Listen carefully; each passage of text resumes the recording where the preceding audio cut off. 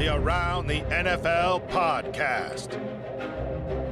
Thinks Dan needs another nickname. From the Chris Wesley Podcast Studio, it's Around the NFL.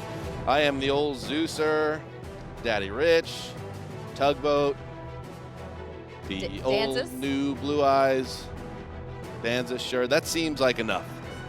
Personally, for now. Hanzus is the only one you didn't give to yourself. I kind of like that one. No, actually, that's incorrect. Big Daddy Rich was from Wes, based on the Chuck Daly book he read. Oh. So You're take right. that. You're right. I thought Wes also was in the game of trying to come up for monikers for you and side names. He enjoyed that. He did. Yeah. He did. And we miss him. Colleen Wolfe here. Hey, what's up? Gregg Rosenthal, and that's Marc Sessler. What's up? Hello. Here she is. She's back. She's Turn back this in up. the Chris Wesley Podcast Studio. I gotta say, I'm a little disappointed Not mad, just disappointed. in the listeners. Oh, yeah, you asked for something. I made a request for new Connie theme music. What came in? And Where is it? I asked Eric Roberts, our producer, Eric. right before we started, any new submissions over in the ATN podcast at gmail.com? Eric? I did not see any. Counterpoint. Yeah.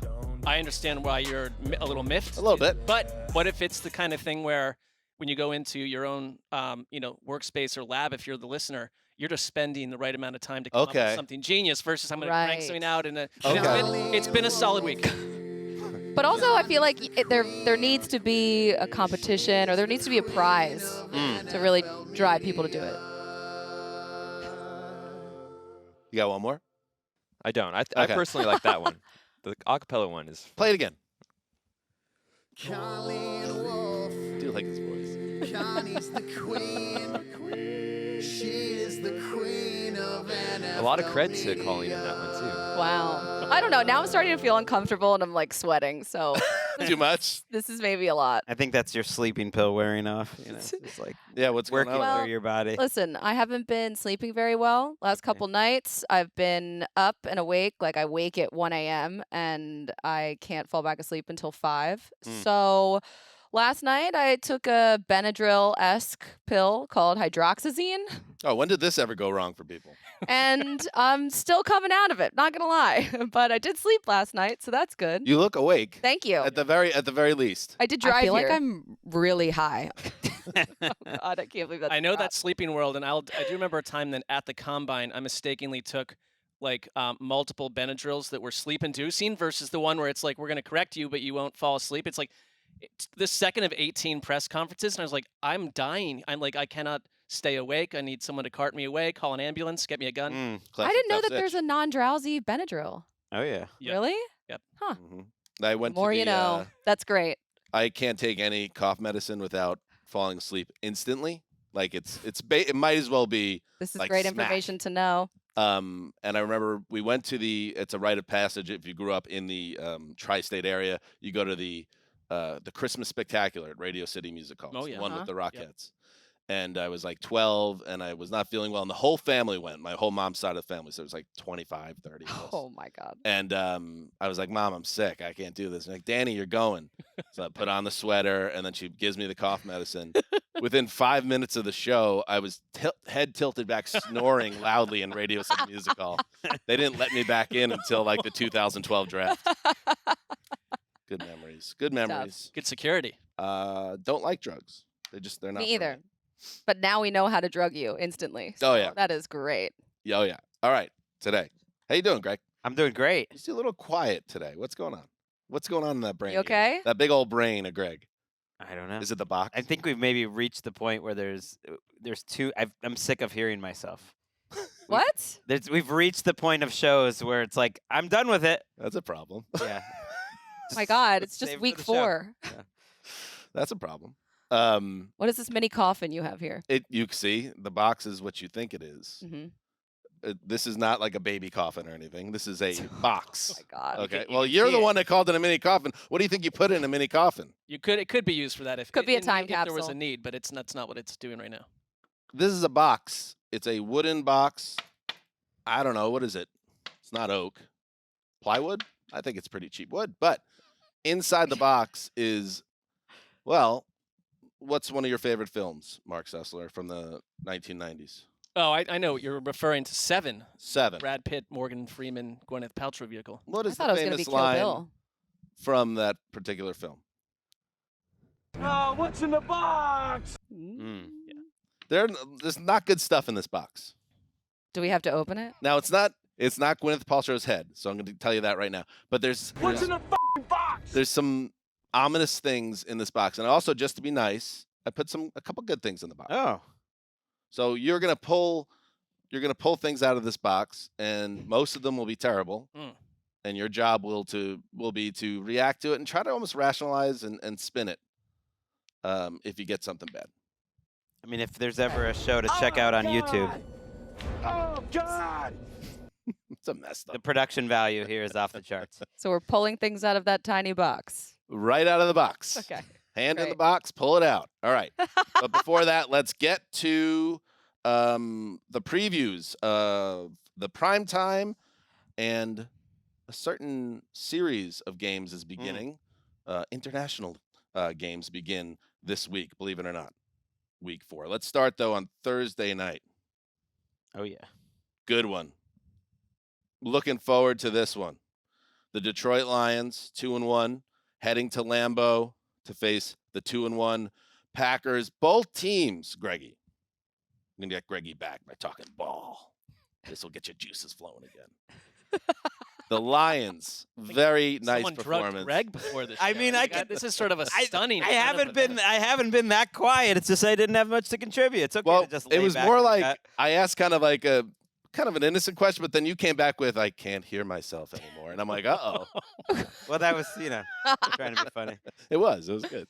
The Lions played very well, I thought, especially on the defensive side of the ball in week 3 against the Falcons. And the Packers, we know, coming back from 17 down in the fourth quarter at Lambeau. Really, in Jordan Love's first start, Greggy, being shorthanded the way they are, that is like the birth of a new, like, I'm not going to say legend, because Ooh. chances to get 3 legendary quarterbacks in a row are beyond nil, you would think.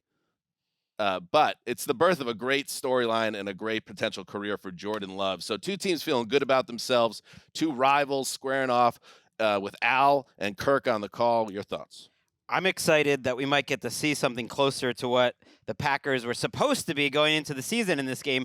The buzz, the word is that Aaron Jones and Christian Watson are expected Please. to play.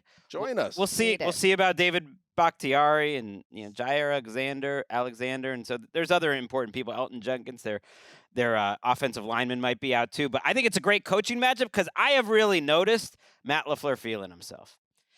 His 2-point conversion that he went for to make it a 6-point deficit last week on the first touchdown. I think a lot of people noticed that. That won them the game. That's an example of, the nerds with the analytics like winning the game. And yet that's never a big story. But when you go for 4th and 1 and you get stuffed, that's a big story. But I've seen the creativity in the play calls.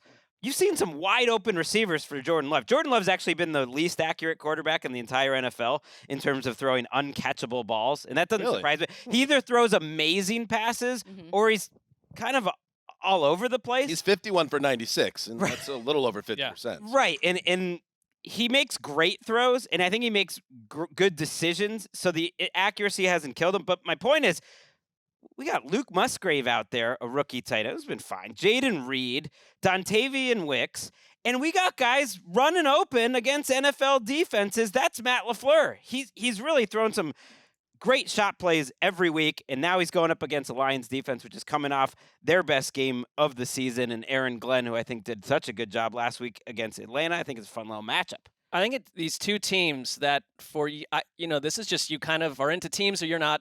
You can't help it. The Lions, a super bore fest for me for like a decade plus, and the Packers sort of just the same thing. I'm now like at a peak interest in both teams. And even last year with like Team of ATL, it's like, cool, I'm with you, kind of. But now I'm like, what I see in the last couple of weeks, they won me over. No, but it's like, that's just true. It was like, I can't fake it, Well, you denied throughout the last half of last season that you were faking it. Well, the thing is, like, I see where you're coming from, but now I feel it a little bit differently. Okay. And I think it's like, these are 2 teams that have, they're going through major transformations. And like Brad Holmes to me, like the Lions GM, this draft class, Jahmyr Gibbs, Jack Campbell, Sam Laporta, Brian Branch, who looks like an absolute star. Last year was Aiden Hutchinson. On the Green Bay Packers side, you got Reed, like you mentioned, Dobbs, Musgrave.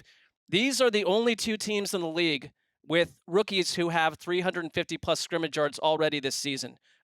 They are incredibly – I think for the Packers, it's come through injuries, no doubt, without Watson, without Jones. But it's like you've got like these young teams developing into a completely changed NFC North. And I'm with you that Love is a little inaccurate, but I also love that he's like not scared to just throw the ball downfield. And Goff's like actual metrics and statistics over the last like 20 games are insane. It's like it's kind of just working out for both teams. So this is a Thursday night game that in years past I would have snoozed through probably parts of it. I will be watching this time. I can't wait for this game. Are you kidding me? I mean, I know it's so early, but you look at the rest of the division, these two teams are, I think, going to be duking it out at the end of the year for the division title. I mean, the other two are 0-3, so they're off to a good start. So whoever wins this game will have, sole possession, whatever, for the time being of the division. But I think it's interesting, too, looking at the Packers' schedule. After they get basically one game in 23 days, because after TNF, they get that mini bye. Then they don't play again until Monday night, and then they get an actual bye. So it's a team that's banged up right now. That offensive line, as you guys mentioned, like they could be without 60% of their starting offensive line, which isn't great. But hopefully they'll get Aaron Jones back and they'll get Christian Watson back for the first time this season. You can kind of really see what this offense could be, because guys like Romeo Dobbs, like he looks really good. That toe drag swag that he had along the sideline, I feel like that didn't get nearly enough pop as it should have. And then you talk about the young guys on the Lions side, Jahmyr Gibbs starting in place of David Montgomery and looking really good. I mean, he is going up against this Packers run defense now that allowed over 200 yards in the loss to Atlanta. So he could be in for a nice game if David Montgomery is not able to go. Sounds like Montgomery will play, and Taylor Decker, their right tackle as well, could be returning. Although the Lions are probably down about 5 other starters. Both these teams have been really destroyed by injuries and winning anyways. This injury report is insane. Yeah. Too much. It's so many people. Everybody's hurt right now, it feels like. The Lions offense has had, especially, in this Goff era, has had a really nice floor.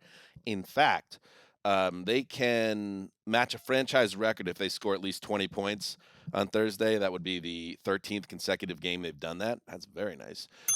Also nice is when you watch this defense, and I know it's the Falcons and they have their issues right now, but they're continuing to build off the way last year ended, and the pass rush is getting home now. And it's not even just Aiden Hutchinson, because I think he had only his first sack 2 in week 3. Did he have 2? Yeah. Okay. A lot of pressures, but they're consistent. The pressure is getting home. You saw how they shut down Bijan Robinson on the ground in that game as well. So it's like you're seeing just growth, continued growth on that side of things. You mentioned Brian Branch, who's all over the field, another rookie. So if this is what the Lions are going to be, I feel differently about them now than I did a month ago, because the defense really is, if it's going to continue to build here, I know the offense is going to be good. And if you put those two things together, this is like a 10 or 11 win team. I kind of like them in this game. I thought it was like what they did against the Falcons to allow 44 yards on the ground. I didn't expect that to happen. I thought that was the kind of thing that Atlanta could do week after week. But the 2 weeks before, they only allowed 90 to the Chiefs, 82 in week 2. They've got a stout run defense. They actually only had, I think, 2 sacks going into week 3. And they exploded against the Falcons. And so it's like, can you continue that? Like, I think you can.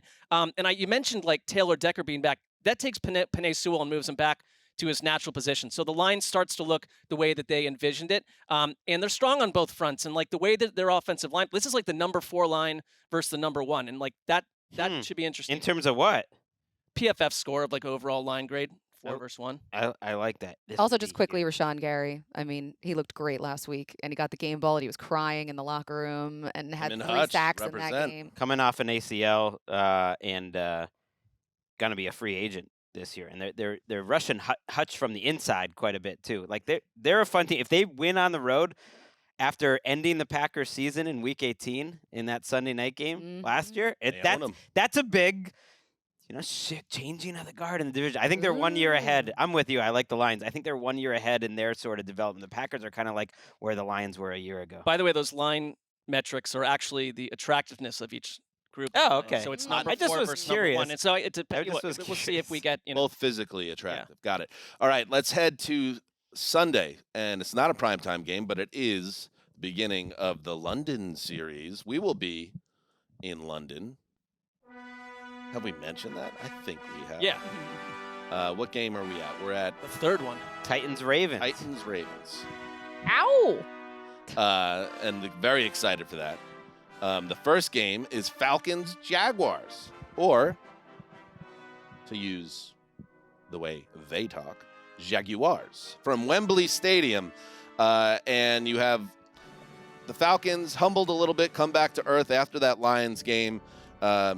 You need more from the quarterback, obviously, there, because everything else seems like it's ready to roll. The Jaguars, what are they? What are they right now, Connie? What are the Jaguars? That's a great question because the offense, they never found a rhythm last week. I don't know really where I am on Desmond Ridder. He was just under pressure the entire game. He was sacked 7 times.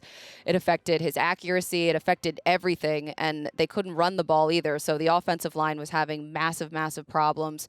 The play calling was weird. It was just not a great game for them. Obviously, Bijan Robinson, as I mentioned, he got really bottled up last week. But the Falcons defense kind of looks interesting right now. And it's always such a mess. There's never a pass rush, and it's not like the pass rush is anything incredible right now because it's still kind of middling. But they have guys like Grady Jarrett on the inside and David Onyemata who are really getting to the quarterback and pressuring him a ton, whoever that quarterback is, but also defensively like Jesse Bates.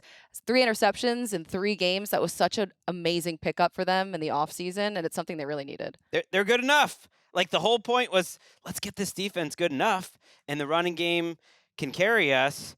And I was pretty disappointed last week by just like the lack of will that really the Lions won that battle against them. And this is another team in Jacksonville where they're much better stopping the run than they're rushing the passer. They're one of the worst pass rush teams in the league. Trayvon Walker, the worm is turning in Jacksonville, where all the fans who were hitting out at any analyst that pointed out that like maybe that wasn't such a great pick. Aiden Hutchinson looks a little better. Now they're at that point where like this is looking very troubling. Devin Lloyd's been a bit of a bust too, and first round pick, he's hurt now out of this game. But this is a defense that's pretty good stopping the run, and so they ask you to throw the ball against them essentially, and that's what the Lions were doing last week. And Desmond Ridder is not at the point that he can take what the defense gives him. Like the defense is playing in such a way that like, we're going to do everything we can to stop the run. Let's see if you can take advantage. And that's why Arthur Smith is letting Ridder throw the ball more, but instead he's throwing a bunch of hospital balls. He's taking sacks, and he's making big-time mistakes, which in his 4 games last year, the one thing he did well was not make huge mistakes at least, and he's doing that this year. Yeah, I guess like in another world, if the Desmond Ridder thing went really well, he's more like Jordan Love at this point. Imperfect, but there's like a lot of hope.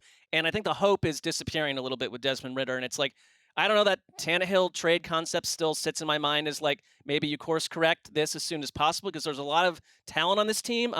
They right now feel like if you can shut down the run and do what happened last week, you have no chance. And it's like they didn't seem very creative on offense to me a week ago. It's like everything I kind of liked about them when they went up against the Packers and what happened in week 1 vanished. And I think it's a chance for like a Jaguars team that's probably more practiced than any other team in the league at traveling to London and understanding how to do that and maximize it there for 2 weeks, which is a little strange. Like Doug Peterson, who I guarantee doesn't love the idea of staying in London for 2 weeks. None of these coaches actually do, no matter how nice it is for the fans. Like It's beautiful city.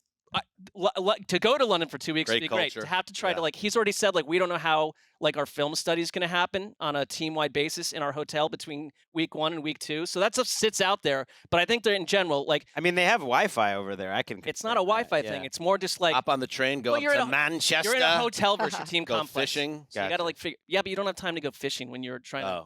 I mean, bummer. we don't have time to go fishing. I know. Here is a Desmond Ridder stat, the PFF, because it happened again. against the Lions, or he's throwing the ball right to these teams, and they're not catching the ball. And that's very fortunate because I think he's only credited with what, 1 interception so far this year. Had some fumbles, but Per PFF, he's had 7 turnover-worthy plays in 3 weeks. He's not going to stay that lucky. Plus 5 is the ratio, however leads they the do league. it, and that leads the league. So he's kind of surviving a little bit here by the rest of the team has played well, and he's gotten pretty lucky. And I'm just wondering how much longer this is going to last because Arthur Smith, as we said, I haven't loved Arthur Smith the way he's been running this offense so far either. And I'm wondering when he takes the keys away from Ritter. And the problem with that is, because you see this with other teams, if you go completely away from the quarterback, that makes your offense one-dimensional, and then nobody wins that way either. You're kind of stuck in our league if your quarterback stinks. And who is their backup? What is plan B? And that's when, if I'm a Falcons fan, if this isn't going to work out, I'm mad because this team was otherwise ready to make the leap, and you didn't really build in a backup plan. So it's still early. I would be curious to see Heineke at some point. I would too. potentially. I wonder when we see him because Although they're 2-1, they're 2-1. because they're still saying all the right things, and he doesn't seem like Ritter's lost the locker room. You hear all the guys saying he's our dog, we're riding with him. But let's see what happens if this continues. Calvin Ridley revenge game, huh? Yeah, I He am gets to see very the curious how Falcons? Ridley comes out in this game. Ridley has been one of the biggest reasons why the Jaguars have lost these 2 games. I mean, he has beyond struggled. 4 drops in the 2 games, a bunch of mental errors. The Jaguars are sort of the opposite of Atlanta, whereas like their quarterback's playing well, I think, once you actually watch the games, and everyone else is struggling. Like he's 3rd in PFF grades, and they're 27th in offensive EPA, like per pass. And 3rd seems a little high to me, but I kind of get it. And Ridley seems in his head. Like Peterson had to talk to him. They're trying to like run the offense through him, and maybe he's not totally ready for that. It's a weird situation, and now you got the game against Atlanta. I do want to mention, I had this book sent to me by Ben Isaacs, The American Football Revolution, Dan. Yes. How Britain fell in love with the NFL. It's And us. It's just a Oh. picture of us in the book. We're actually And it's the hardcover. we're actually mentioned in the book, but it reminds me because this game's at Wembley. Whoa, hold on. What does it say about us? Yeah. What's it say about Mark? I think it's just like we're popular with Wait, read it. fans Well, there. How is this not it's bookmarked? actually a book. Like you could I read don't- what is You went out of your way to bring up the book, Greggy, and we're in the I book. wanted to give Ben Isaacs some How about you pop. find it? What about You us? Find it while we. Later in the While show. Here, while you look for it. We're not even going to stop down. We're just going to all Uh-uh. sit here silently until Greg finds us in the book. I was going to say how all the games used to be at Wembley, and now this is the only one that's Yeah. at Yep. Wembley. It's Trevor Lawrence's birthday Right? too while they're over there. So This is where he got What his they big gonna do? win. Like to your point, Greg, on Lawrence, because he has 4 touchdowns and 3 interceptions over his last 6 games, but it's like a box score that lies because he is essentially like 3rd in the league on big time throws, He's been fine. but his drop rate is 2nd in the NFL. Ooh. And Calvin Ridley looked great in week 1. I thought it was Yeah. like this is going to completely change their offense. And it's been a ton of drops. They've had that stuff in the end zone against the Chiefs. There was a sideline throw that went awry. It's like Trevor Lawrence has some bad luck with his wideouts so far. Like they're trying to integrate Ingram and Kirk, like didn't have any touches in the Nothing. first half, and then they're sometimes Stay on the quote thing. The next what are you the next doing? You year, don't need to That's hear what we this. next need year is most hard. right now. All right, so that's a good game. Shout out to everybody in England and surrounding territories. Should be a fun watch. And yes, we'll see you in a couple of weeks. One last thing, Connie. Yeah. And this is not a Connie thing. This What? is more like our business type of thing. Uh-huh. We throw around revenge game pretty liberally. And like, what revenge? Like, what did the Falcons do to Calvin Ridley? I mean, he stepped away from the team for mental health issues. That's not something we're making fun of or joking about. But then he gambled on pro football and then got suspended for a year. And then they were like, all right, we got to It's a gray area. we got to kind of move on here. This is a little All messy. right, so we'll reboot it. We'll call it a connection game. All right. it How doesn't about have the that? same, but This I understand it big doesn't have the connection same game. same juice. If anything, it could be. Nobody ever says it's a Falcons revenge game, like on Ridley. Right. Put us in a tough spot. That's true. Yeah, That's it could true. be team against player. You guys, have you checked your passports, by the way? I'm good. I good. know what you're saying. I just got a Expiration new date? one Uh-huh. last year. Why? From Yeah. what okay. angle? 10 years. Yeah, if it's expired, because mine was. So Oh no, we went through this I- drama. and I couple years ago. just noticed it And you're leaving. next Monday. See, I was in this situation. You and gotta I- do the I you gotta realized expedite. it Long-time on listeners Monday. know it's very stressful.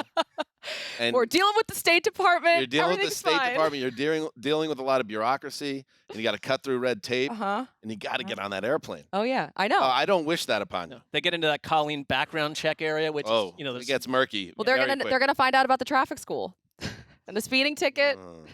And why you left? You fled Philadelphia for the other side of the country. Mm-hmm. There's some on the lamb. Yeah. there's some stories. Living in Mexico now. I mean. Put it that way. Put it that way. All right, next. Sunday night football. Oh my God. Oh my God. Remember, and Greg is looking. He's searching. I'm about to give up. Don't they have like an index or a table? I don't remember. You look like you're really trying hard. Um, I'm popping the pages. What more can you do? do you remember the recent film directed by Adam McKay, Don't Look Up? Yeah. A little heavy-handed. A lot of stars in it. Some good moments. It's fine. Okay. It was. I liked it more than other people. Yeah, seemed to. I kind of did too, but kind of got railed by the A little bit. reviews. a little bit. I find it quite rewatchable. Check it out. However, the movie is about these two kind of low-level astronomers who realize that there's a comet heading for Earth, and then they're trying. Greg gave up. I'm giving up. They are trying so hard to get people ready to understand what's about to happen, and especially their own government refuses to amplify the message they're trying to send, and leading to the government and the president, played by Meryl Streep, and a henchman played by Jonah Hill, starting a catchphrase, "Don't even look up. Don't look up. Everything's fine." By the way, spoiler alert, pause. It hits, and the world ends. That's how it ends. Okay. Okay.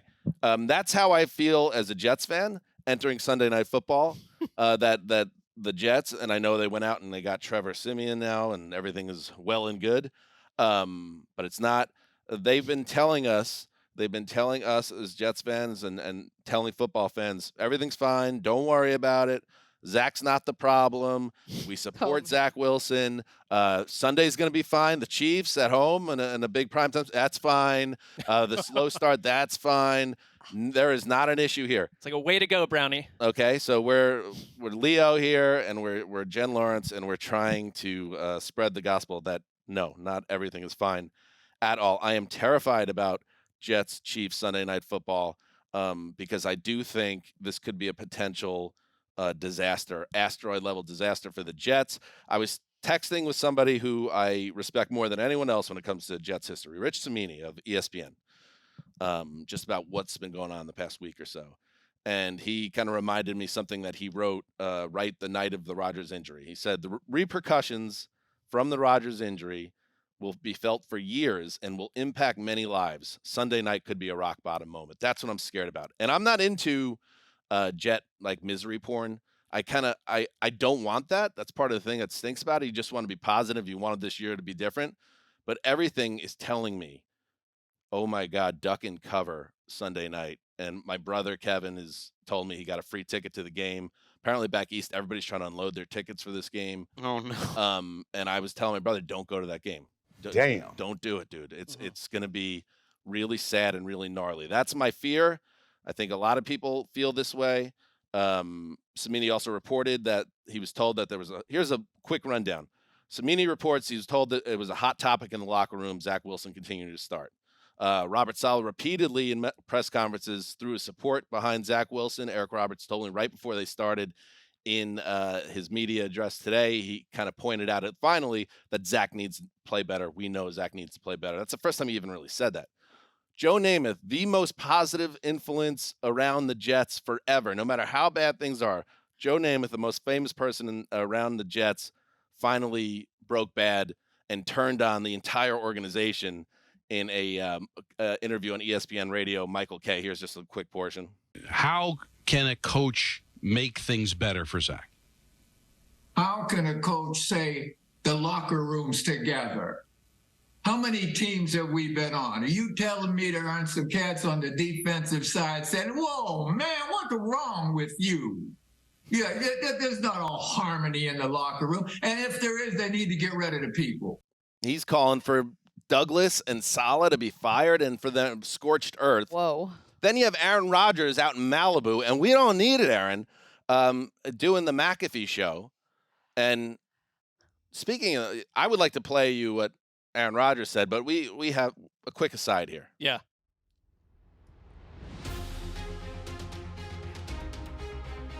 And now it's time for the latest edition of the Media Landscape Report with host Dan Hanzus. I would love to play you. Thank you, Eric. I would love to play you Aaron Rodgers on the Pat McAfee show, but it's essentially behind a paywall now. Oh. ESPN is charging a licensing fee for anything that comes out of that show. Yeah, so the you will not be company- hearing anything from the Pat McAfee show on this program going forward. And my take on this is probably above McAfee and his people. Been on their show. Good. They do great. They started as like a grassroots show together. Now they're on ESPN. Isn't it good to have your show played on different formats throughout the country, throughout I think the it world? is above his head. It's like a ESPN NFL media issue. Charging. They're And just then trying to make that money. Well, why are we not paying? Why are we? Where's the? I mean, we're a multi-billion-dollar company. I asked the question, what are we spending money on? Although I'm not supposed to ask that question, so I won't ask that question. And then there was a fun clip on Fox. Like, we love, Terry Bradshaw. We love Terry Bradshaw. Love him. Like, he's like America's uncle, right? Mhm. He had an issue remembering Desmond Ritter's name. Wanted to play that on this show. Like, one of the things I like about this show Oh, no. is that we talk about the media landscape in the NFL, not just the games. Can't play that either. Won't be cleared by Fox. And I just want to say, come on. That's why we have Terry on the show. He's kind of folksy and he stumbles sometimes. So let's have fun. Let's have fun together. Does Zumwalt do a Terry? That might be. We might have to. Yeah. We've done it with Liev Schreiber. Right. I think the only repercussion is to never mention the Pat McAfee show ever again. That'd be the only way to strike back. But he's making news. He is. I mean, I don't even think Dan- it's Pat. I don't even think. Sure, no, it's not personal. It's above. I'm saying they're Pat. getting the pop anyways without the they're getting their cake and eating it too. All right, good up. I'm worried about you on Sunday. Like, I'm worried. Don't, because I'm okay. It's fine. Like, I know what's coming, so you can't hurt me. It's going to be miserable, and it's going to be ugly. And Aaron Rodgers from Malibu is telling the Jets from 3,000 miles away to grow up and not point fingers. And it's like, we'll see. The Chiefs are going to roll once again. And to me, it's just going to be how bad can it get. I do think this is the last time Zach Wilson ever starts a game. Wow. That's what I think. It does go to show how meaningless talk is, and even human behavior before actual games. Mhm. Because Hard Knocks was pretty convincing that he's like this new guy. He's more confident. Every Romo, every person that he sits down with, the coaches, they're all convinced he's playing with a new confidence. But then he gets out on the field, and he doesn't play with a new confidence. He plays with no confidence. He just holds the ball forever. I know it's against Belichick, but like none of that translated. All of it was just talk to fill airtime, and you don't really know until the ball snapped. And So- now we kind of know. In short, everything is a lie. You know what I'm curious about, and let me know what you think, Dan. And I don't want you to be offended by this. I won't be. I do wonder if the Jets defense is good enough. They're definitely not good enough for this situation, but are they good enough in general? Like, what's the better defense in this game? Is it the Chiefs Okay. or the Jets? So far, the numbers would tell you, the Chiefs. In 3 games, the Jets have been good, but they're 17th in DVOA. I think that's misleading. But even just yards per drive, points per drive, they haven't been great. The Cowboys have played 3 games. The Cowboys offense clearly played their best against the Jets. As a Patriots fan, when I got a chance to watch that game, it's like, look, the Jets finished that game being special. And that was the one time all year I really thought. And they finished out the Bills game. So they've had moments. Not like they've been bad. But before that, I was thinking, wow, this is the best. The Patriots moved the ball pretty well. Yards per play, over 350 yards. They're a pretty limited offense to begin with. I was like, okay, this is pretty positive. They're moving the ball better against the Jets, certainly than against the Dolphins. The Jets are built around their defense, and there's a lot of reasons how Zach Wilson, the offense, affects the defense. But that was the first half of that game, and they've just been good. And they got to be great, and they haven't been great. Sauce Gardner's not been last year's Sauce Gardner in every way. It's been a little bit different, but I really, and I know there's this like, momentum doesn't exist. I hear you, Patrick Claybon, but like, the one thing I think we've been saying this for weeks. Like, it's so funny how Patrick's in everyone's head because I did a show with Adam Rank this week, and he said the exact same thing that you have said before. And you just said, he's like, I can hear Claybon in my head right now, but I think But I disagree because here's where I disagree because like we've been talking about the Fisher in the locker room for a long time, Right? And I think it's like you can take the hope out of a side of the ball, or they could be frustrated, or it's like, does it affect like if you don't think you have a chance? Like, do you spend a little bit less time watching film? Do you kind of just hope you get through the season without injury? I mean, I trust these players care a ton, and they're not doing that yet. But if it's like your offense has scored 10 or fewer points 11 times since 2021, the vast majority, except for 2 of those, have all been Zach Wilson starts. And so it's like, I hate that this is happening to Zach Wilson. The person, the whole thing, it's like, it's an organizational failure when you've spent more time with this player than anyone else, and you went in thinking he could handle this if anything happened to Aaron Rodgers at all, even if it was like 2 starts where you needed him. This was your self-scouting, all right? I mean, we all feel, I guess, bad for Zach Wilson, but it's ultimately the organization. He should have never been back on the field. He shouldn't be in this situation. And he is on the field, and they won't give up. To answer your question, Greg, yeah, the defense has been good more than great. I mean, they give up 16 points to Josh Allen and the Bills. They give up 13 points to the Patriots. There was a safety in there. So it's been good, but like the pass rush hasn't gotten home as much as I thought it would. And also it's like, I don't think the coaching has been good for this team. I think that Hackett's been a little bit lost in the woods with Wilson. They're not using guys like Mecole Hardman at all. They're running the ball too much early. Like Tony Romo's screaming, pass the ball on first down. You got to mix things up. And I think Saleh, like, let's mix in some blitzes. Let's get after Mac Jones a little bit.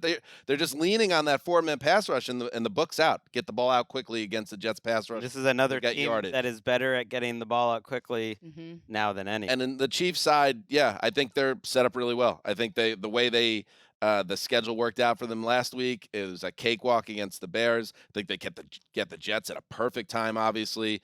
The biggest drama around them is Taylor Swift going to be at MetLife Stadium? I mean, I don't know what else she will to worry about. I think so. Do you know Travis Kelce jerseys? The sales on those rose 400%. 400. Since that game. That tells you they have a whole new group of people that care about the Chiefs now. That's kind of I listened to the New Heights podcast today. You and the world. First time. Very good. Excellent. Yeah. They have great chemistry. Our old producer, TD, is their executive producer. Yeah. Really? Kind of runs it. Huh. To TD's credit, I liked actually the production elements of it, the way they did camera cuts and everything. It was very, very good. And Kelce, I talked about it like kind of jokingly. Is this going to be a distraction? It absolutely is going to be a distraction of Travis Kelce. He told me. So it's a parasocial relationship.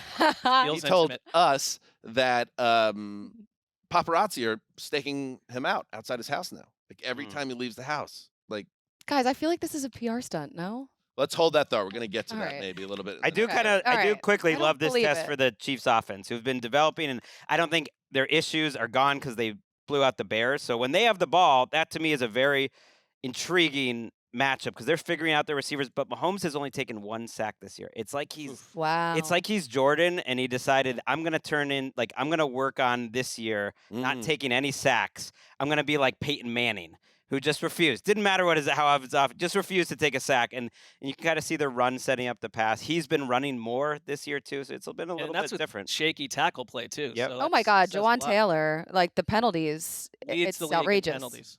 Yeah, he's got to figure that out. Are you okay? Because I know you said Justin Herbert is Michael Jordan.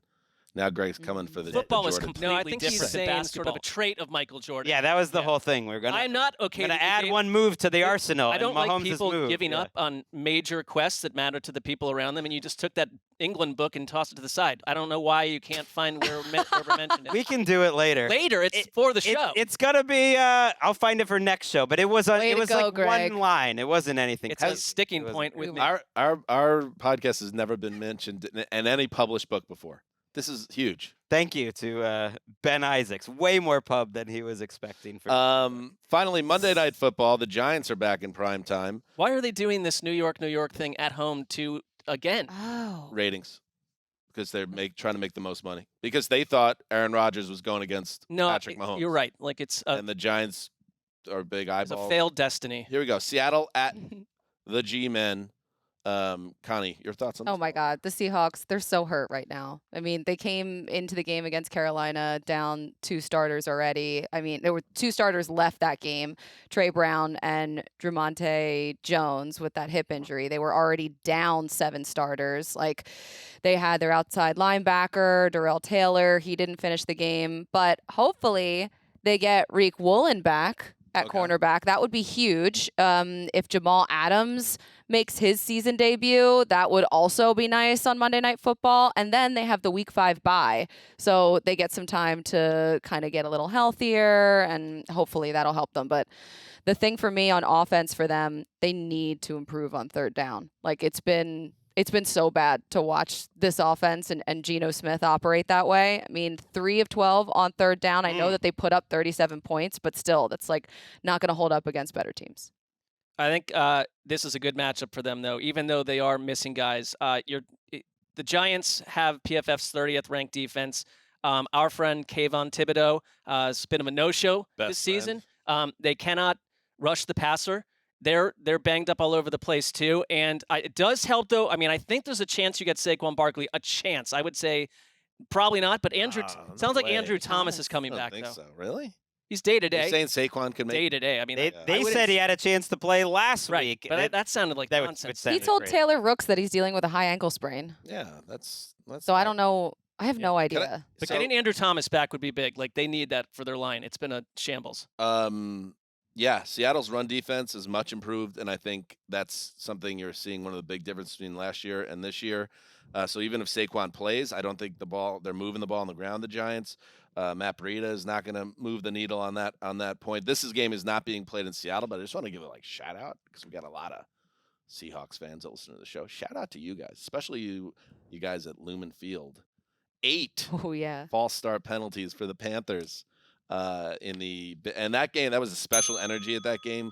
Watching it, they had the 2013 Seahawks there, and a bunch of those dudes were there, and Legion of Boom, and they had guys giving pregame speeches and all this stuff, and that reminded me. I got some flashbacks. I remember being at the opening kickoff game following the Super Bowl win. It was Packers Seahawks Thursday night, and I'd never seen a city so completely aligned with their team. Just walking through Seattle, it was a beautiful Thursday morning, I remember.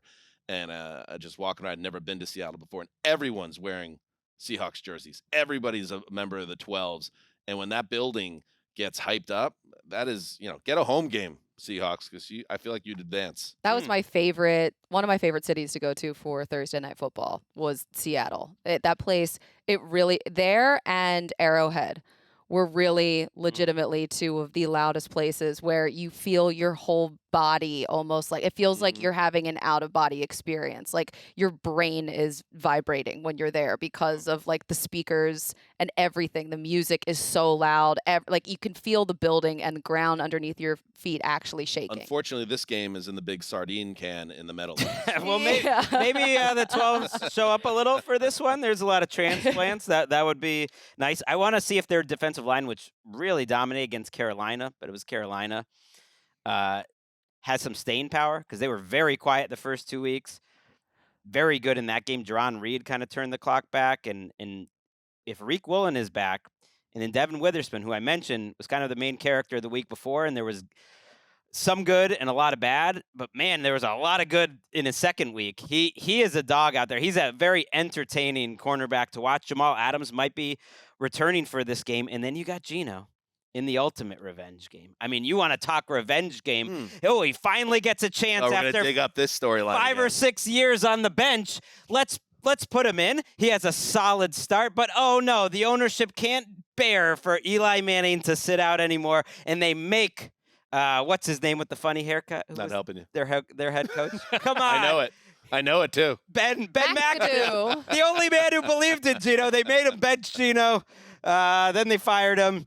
And then they ended up sticking with Eli for a year and a half. Why are you complaining? Think about this, Greggy. Yeah, my point is, Geno's got to go there against a defense that has 2 sacks on the season, no turnovers. And I know they're an underdog in this game. Geno Smith is never an underdog. Let's lock it up. All right, I like that. Good luck.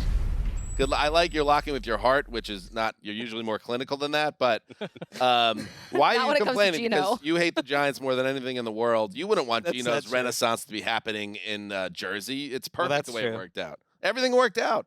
That's true. I feel like he's more Jets angst than Giants. I almost forgot that gave he him a was on chance, like- the Giants for that one season. Greg is very big on that one start. Well, where- that yeah. start was kind of crazy. I mean, not that he was amazing, but Right, that he didn't like ball out. that ownership made essentially ended the coach's career by saying you have to play Eli. Well, you understand it, right? Because all the Ted talk, McAdoo stunk. Oh right. my God. but the talk radio guys were like, how dare you do Well, this? I I'm remember- going to make you play Eli, and then they fired the coach on 2 our weeks on later our anyway. show for a number of episodes in a row. Yes. We got into like arguments as a group over the whole Eli Manning thing, and I think that you were not seeing it from the viewpoint of the typical New York fan that had a relationship with Eli Manning and the organization that was like so loyal Right. to him. It's I- pretty much a New York thing, I thought. That was that. And this is a stupid 'cause they tremendously actually- important figure in the history of Giants football. Eli Manning. You view him as like Wes was similar. It's like there was nothing personal about it. There was no. It was just the data points and the study of the film says that he's not a very good quarterback,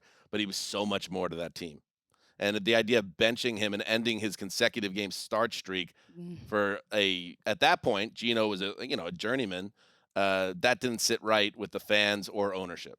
And in fairness, they actually played last year. We did this whole storyline. Then the Seahawks rolled, and Geno went out of his way to say exactly what you said, the opposite, that he was treated great, that McAdoo believed in him, and he loved his time. So with the why are Giants. you Why did continuing you this bring narrative? this- I'm just having fun. Greg. This is how this is how the game is won for you, Greg. You get the lock because, man, Ken Walker and Zach Charbonnet, one guy's breaking ankles, the other guy's breaking sternums.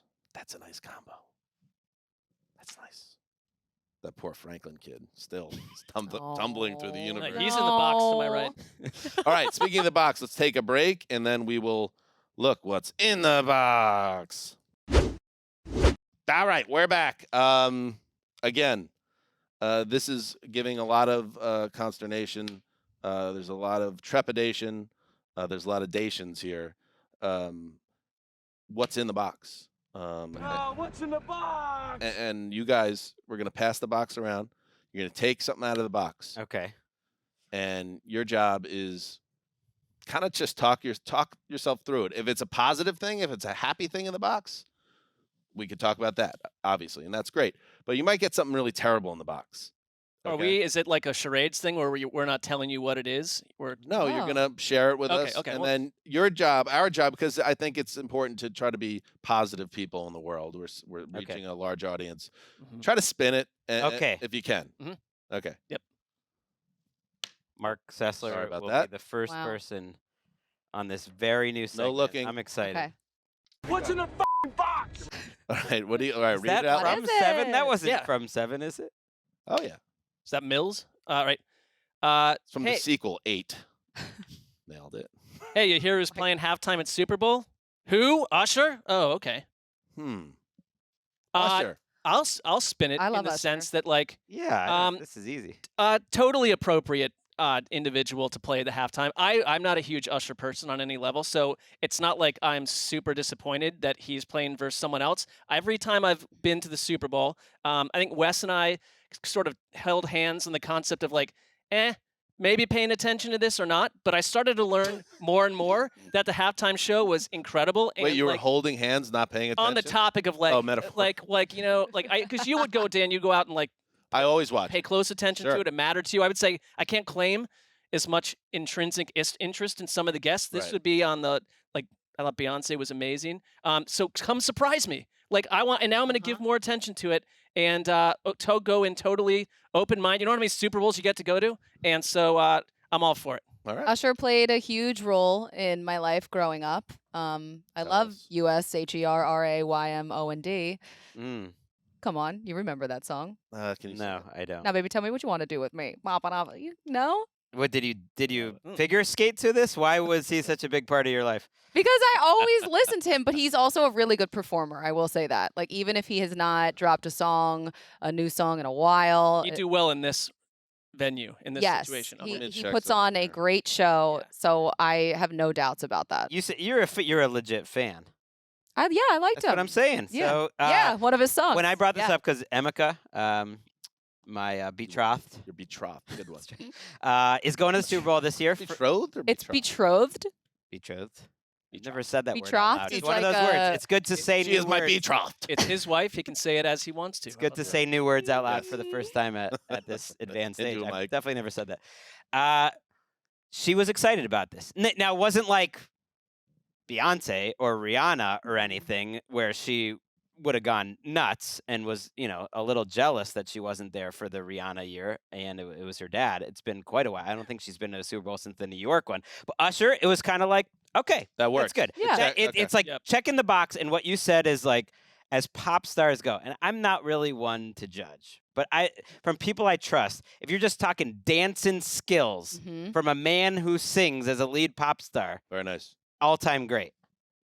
Right at the top, I right think near he's the gonna top. surprise people. Okay, good. You kind of got me sold. I think we have now moved, and it was kind of a little bit of a sin. I thought that it took so long to start incorporating hip hop and R&B acts into the halftime show until they totally exhausted the classic rock genre. I think now what they're doing is they are going through the essentially classic hip hop. Well, yeah, And- Dr. Dre 2 years ago. But that was awesome. I mean, that For was me, but anyway, that's 'cause that- it's more our yeah. taste, So I think. good. To a certain audience, I feel But like the Usher's one thing I'll so, say like- about Usher as we slide the box to Greg is we will get Lil Jon on stage and Ludacris, I believe. I am 'Cause he's wondering. going to do, that's the anchor of the whole Well, set. there's always alternate Yeah. like 7 or 8 people in these acts anyway. So if you're upset with Usher, there'll be 7 or 8 other people to please you. We'll take that, rewind it back. Yeah. But Make it that one. but I'm wondering because, during Super Bowl week and leading up to the Super Bowl, we always play the songs on the shows, Yeah. and I just don't know how many songs are PG enough I think for that's us what- to play. Part Yeah. the shadowy league figures on the 3rd floor, why they were so reticent to go down this road. Right. Because you Scared gotta them. play I can't wait. Love in the Club, but hey, there's some wild things going on there. Wild stuff. Okay, what's in right. the box? What's in the box? All right. What's in the box? The Browns are allowing 0 or negative yards on 53.7% Positive one. of their plays. That is a totally preposterous stat. It's almost hard to believe. I guess incomplete passes count as that, so that helps make it make sense a little.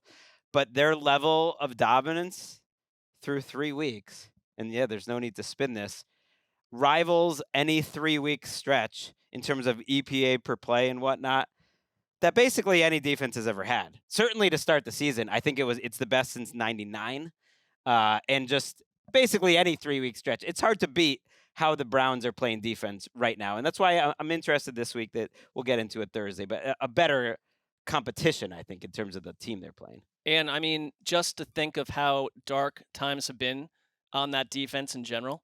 And I can't really remember, unless you go back to the Bill Belichick era decades ago in Cleveland, any players on that side of the ball having fun. In fact, the last couple of years, it was like a lot of grumbling about the coordinator, the scheme. You've got talent not being used correctly. And my mind goes to this play from Sunday against the Titans, where the Titans, as Myles Garrett is moving around the field, and he's moving all over the place now on that defense under Jim Schwartz, that they're just rotating 2 tight ends who were like dozy-doing from one side of the formation to the next to try to cover Myles Garrett. And finally, it just ended in a delay of game or something like that. And Jim Schwartz on the sideline is just sitting there chuckling his head off. 'cause it's Laughing, like, and yeah, Mike Rabel is Yeah. rubbing his eyes. yeah, this has not happened in Cleveland in a long time, so you don't have to spin it too hard. Yeah. Jim Schwartz is I think the perfect coordinator for that defense. Yeah. Myles Garrett looks so good, but that play, and then after they came back, Myles Garrett ended up getting the sack anyway on that play. Right. It was great. Isn't it your turn? Schwartz for president. I mean, we know Very he's nice. got Coordinator of the year. he's got Start. Mark feeling a flutter. Yeah. Connection to the 90s. It's Browns. my turn. It's Okay. great. What's in the box? Oh, hey Yikes. now. Hey. Okay. Sailor's Hey, language. you could take the girl out of Philly. Okay. Vance Joseph's Sunday night meeting with Sean Payton. Oh my God. Spin it, baby. Spin it, Blondie. You know what? Sometimes the the strongest steel goes through the hottest fire, Very nice. and this is a come to Jesus moment. And it's nice that it happened this early in the season for these two. Having some quality time together will hopefully help them kind of get through some of the blocks that they're having, but allowing 70 points for Vance Joseph's not great. Forget about Zach Wilson. Feeling bad for him. Did you see some of those sideline shots of Vance Joseph as that game was going on? It's ugly. How do you spin that positive? Yeah, because it's not just 70 against the Dolphins and ruining, in Sean Payton's mind, his return to the sideline and embarrassing him. I mean, 32 points in the last 3 quarters against the Commanders. Also, in retrospect, Not great. That's pretty tough when you're giving up a monster lead to the Commanders. I do think Sean Payton will be like extra icy because he's making him look bad. It's the really weird situation because this doesn't happen that much in the NFL at all. Where like he was a failed Broncos head coach, a lot of negative memories and energy around that regime and that time. You come back as a defensive coordinator, is kind of like touted, like, hey, this is great. Like, it's great to be back here. And it's like, no, you like 4 or 5 years later went back and dated like an ex and realizing like a couple weeks in, like, oh, I completely remember why I walked away from this whole situation. Now you're stuck in the middle of it. And Gregg called Sean Payton's career over after the failed onside kick to open week 1. And you know what? It's looking pretty good about what Gregg said. Not for Sean Payton, but for Gregg. I thought it was over when Kevin James played him in a biopic. I was like, it's kind of, there's no coming back from that. I thought it was over when John Elway passed on Josh Allen. That was a big moment. Toughie. By the way, He's just like you, John. Come on. they get the Bears at Soldier Field. If they don't win that game, Oh my God. and then they don't beat in a Trevor Siemian revenge game, the Jets in Week 5, then they go to listen to the next 3 games. Oh no. That's a path to 2 and 3, though. To be fair, that's who you'd kind of want on the schedule potentially. On the flip side, Yeah. they could go 0-5. At Kansas City on a short week, Thursday Night Football. Oof. Home against Green Bay. Home against Kansas City again. Oh my God. Bye week. At Buffalo. It could get gnarly. That's all. Nathaniel Hackett is 11. And I mean, I know. And I think Vance Joseph could be the guy who pays for it. If Yeah, but then you don't have to be a part of it. you got to win one of these next 2 games, you have to. Or we're talking you got to about one win of this those week. ultimate. You can't lose to the Bears. You got to beat the Bears. Imagine how awkward they that should be flight Bears. home was. Quiet. For everyone. I know, and I saw one of the God. ESPN shows with a big splash headline like, "Who's at blame? Sean Payton or Russell Wilson?" And I'm like, Everybody. Russell Wilson didn't play on I was defense. like, actually, I think Russ had his best Fine. game in a while. I mean, it is a problem that he's like one of the highest paid quarterbacks in the league and everything. Right. They gave up for him, and you're just hoping he's average. But he's better than last But year. yeah, this Right. is not about It's not Russell like B. Wilson. Harvey Let's Oswald. ride, You can't baby. just keep pointing the finger at Russell Wilson. What was that, Russ? Let's go. Let's ride, baby. Ooh. All right, here we go. Oh, what's in the box? All right, this one actually, I have the right to pass one, and I will pass it to Colleen. What? Oh, wow. Okay. You have the right to Yes, do it? I do have the right. When you make up the games, you can do whatever you want. Current biological status of Tank the dog. Well, Where is Tank? Tank. I don't need to hear from Bridget right now. That's for certain. So Tank the dog Tank again is the one that Yes, bit if you. you're not Yeah. familiar, Tank is the one that attacked me on Colleen, Christmas Day. I was rooting for the No. dog. Oh, Of yeah, course, I Bridget's forgot worried about Bridget the dog. hates you. I forgot about that. You know what? I will never. Tank has left his mark on me forever, Right. and these scars they will That's fade, legitimate. but they will always be there. And I actually have no idea if Tank is alive. What was the or question or the statement? What is his current biological status? He's with Bridget, maybe. Well, I don't know. but you're Where is friends Tank? with his owner or former owner, right? It's John's family. It's Okay, John's cousin. so you Oh, haven't in followed theory, you up. would be friends with That him. hasn't come up in I am. conversation. I have not asked about Tank, and Tank has not asked about me. So we just keep it that way. It's I don't know if you've hung out with Italians, but you just if there's an issue, you just lock it away. Bottle it up. It's over there Yeah. now. It's I mean, because if I'm you, and I find out 4 years from now, oh yeah, Barb and Joe aren't coming tonight. Right. They had to stay home. They didn't want to be awkward because Right. they're watching Tank, who's still there. I'd feel a little way about how If we're my getting the whole family story- feels about this. If we're getting the whole story from Colleen, and it's her personal life, she doesn't need to share the whole story. Right. If she truly doesn't know what's going on, that's a diplomatic play. It's your husband's family. It's a tough spot. I'm for the bowing wife. out. Yep. It's a toughie. It was a tough Christmas. It was. But I think you know the answer. I don't. I actually have no idea. but- He gone would be good. That'd be good. No, it's For you. Not for well, you. I'm just saying for no how one they wins. feel It was about a you. terrible situation. Yeah. I don't know why Bridget seems to make light of it. She's She a just robot. keeps Unplug that bringing thing. it up. I mean, that's very on It's brand. like for one of Bridget, those but- AI women that just don't like other Yeah. real women in Yeah. the room. Yes. Right. Uh, You know what? As Taylor said, like Uh-huh. we all can wear our crowns. All right, Uh-huh. Bridget, put that in her system. What does that mean? This is not a Not one crown. sports-related one that I pulled out of the Okay. box. Oh, what is it? Why am I getting these strange ones? That I don't know. Race for the GOP nomination ahead of the 2024 God. presidential election. Spin this What's in the positively. box? It is possible. It is possible that That was a tough pull. This will be. yeah, like the don't look up situation. You were that we hoping talked Mark about. would get that. It's possible that some sort of interstellar debris that that sounds small would actually be like half the size of Earth Right. lands directly on the United States of America, and we don't have to deal with any of it. That would Might not be- get there. Like you don't have to deal with what seems like a very murky, unattractive, nettlesome problem. We've led decent lives up to now, and then bang, it's over, and we're all in some sort of like cosmic dreamland, and we don't. Kind of a best case scenario. That's how I'd spin it positively, as like another like world event that would take place. Where Right. You don't have to go through all this. As it's coming to the ground, no one's worried about like, how come we couldn't get the 10th guy on the stage? Well, he didn't have enough, percentage votes. It's like, shut up. We Can you go. imagine Nobody moderating one of those debates? How about Oh. a little overhaul of the Electoral College? Yeah. Well, Feels about That one is overdue, Oh, but we- there's Let's stick a entrenched. pin in that. Let's save that for the government podcast. There's a lot in this box. That's what she's. Panthers are winless and don't own their first round pick. This is What? Wait, say that again. the Sorry. Panthers are We weren't paying winless attention. and they don't own their first round Ooh, I like That's this one. pretty dark. pick. I like this. Oh God. Speaking of the Bears, by the way, there's a chance the Bears pick 1-2. Yeah. They own that pick. So Adam Rank might be in the tank right now, Adam Tank, but he'll be flying if Yep. they pick 1-2. Well, they just need other people to pick them. See what they do with it. But Yeah. Well, there's a chance that the top 4 picks could be Cardinals, Bears, because the Cardinals own the Texans pick. Sloppy. Now the Texans, I think, might be too good for that. CJ Stroud won't let it happen. But it's a tough situation. Tough sitch. Classic tough sitch. I think it's something we're supposed to spin positive, though. Yeah. Mm-hmm. Okay. So looking at their schedule here. Because when Andy Dalton comes out there and I don't see a lot of wins. But No.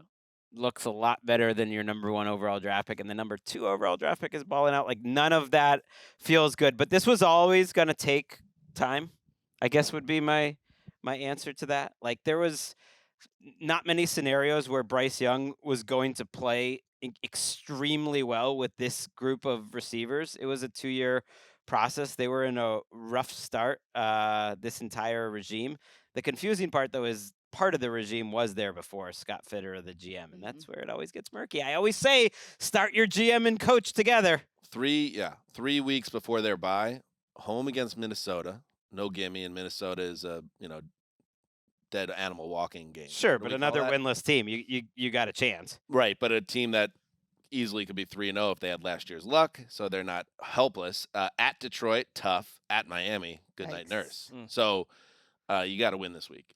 Got to win it. Got to can s- find a way. I could spin it positive for Frank Reich. Not fun if you go winless, but the owner is still paying like 7 more years of Matt Rule's contract, so probably tough to get fired. So you'd live to see another season. I worry about Frank Reich because it does feel like, first of all, he's lost a lot of games in a row. Just you think about how the way the Colts end, and Yeah. and he always used to have so much energy, and it does feel like the light is a little out right now. That it's just It's a little tough for It's us dim. to say that, though. Like, we're not there. We're not. I tried this with Bruce Arians. At no. one point, and it I didn't just end no. well. I don't mean. I think I just mean like the chutzpah, the energy. Like I think it's wearing on him. He's got a big job. This losing. He has a huge, like, Not a this young is- guy either. And It's I'm like sure he some- wants to make it through the season. It's like too. someone around the building. It's like you're scheduled for like 10 shows. Maybe you don't have as much energy for that 10th show. Frank Reich's been through a lot of these games now without a break. Yeah. He could have used a break. Maybe he took a hydroxyzine last night. Just don't take 2. Oh my God, I can only take a half. All right. It is a tiny box. Okay, Taylor Swift is literally too famous to find enduring love at this stage of her life. So, I would say, I know I have to spin this positive, but I have to say first that I don't truly believe any of this. I don't believe that Travis and her are dating. I feel like it's Michael GIF, the complete Michael Scott GIF. Thank PR. you. It's a complete PR move. If you want to talk Like, your shit, this talk is- your shit, pimp. it feels like too much all at once. So I'm on to you, Taylor. But like, I don't know. I have no idea. Imagine trying to have a normal relationship when you are Taylor Swift and you're going on these international tours and everyone loves you and worships the ground you walk on. Then how do you pivot into a personal relationship with someone? That's why the box asked. I don't the know. question. It's uneven to begin with that he's a fan going to the show and giving her the bracelets. That's starting the relationship. Even though he's a That's cute though. great person in his own right, it's just starting with an imbalance that eventually might be problematic. Imbalances are I don't never know. good at all. What is her balance? Like Right. dating like a more romantic, still living younger Michael Jackson? Like what? No. Wow. But maybe She's just got to find like like, 1985. Bruce somehow Springsteen. meeting someone that There's always an imbalance though. Yeah, There always is. That's Like, the point. But he Yeah. can handle it though. Like if it's real, okay? If Right. it's real, it's like Travis Kelce isn't sitting around pouting about the fact that she's more renowned than he is. Like No. she's like Not right now. Yeah.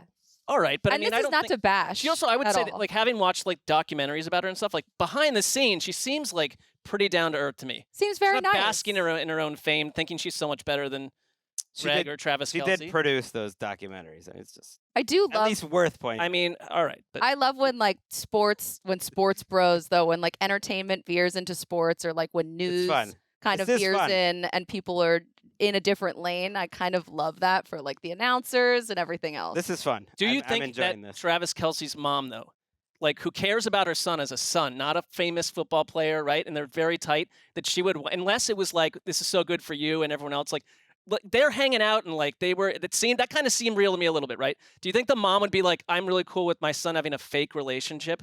that Unless everyone's she's gonna in on find out it. is fake? Unless she's in on it. I mean, that's what I'm Maybe saying. a Like big that, I mean, that it's was so just exciting for her too. It's just though. a little next level if the mom's just like, but you know what? We're dealing with like She's ultra having famous fun. individuals, so That's so fun for the mom, for Donna. Like she's sitting watching her son, and yeah. the most famous person in the world is next to her, like I think that's rooting fun. I along just with think her like son. I don't It's- know. There's this part of me that wants to believe that it can be real, and that yet I see where you're coming from Oh, with the. maybe I should be less cynical. No, I don't think. I think it's a healthy cynicism is fair in this situation. This one kind of is a repeat of a conversation we ended up having, but I got Justin Fields' official jersey owners, NFL shop retail price $129.99.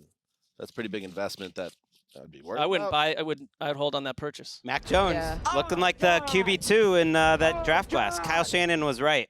It's depressing. This one, I like this one, but maybe we'll save it for Thursday. Wow. Kind of get going here. Okay. Okay. Oh, we could do some box entries tomorrow. Dan's just reading the rest of what he wrote in the box. There you go. This is for you, Connie. Also, What? I gave you a good one. You've had a couple toughies. I got Pro- an election question. According, What are you doing according to Pro Football Focus, Jalen Carter is the highest graded interior defensive lineman, third highest graded defender overall. He looks so good.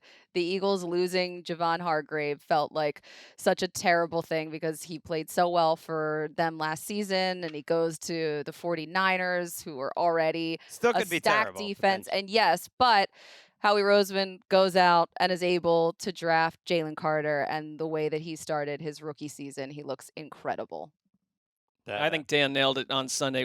How are we? At what point did we stop letting the Eagles just do this to the rest? Oh of the my league? God. Just start copying what they do. I But love do it that before for the them. Eagles. You got to do it before they get the chance.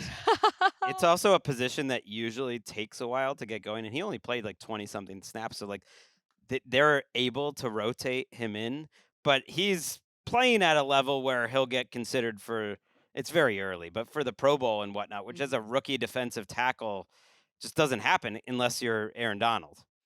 And it should be said, because we like get on Seattle and other teams that passed on Carter here.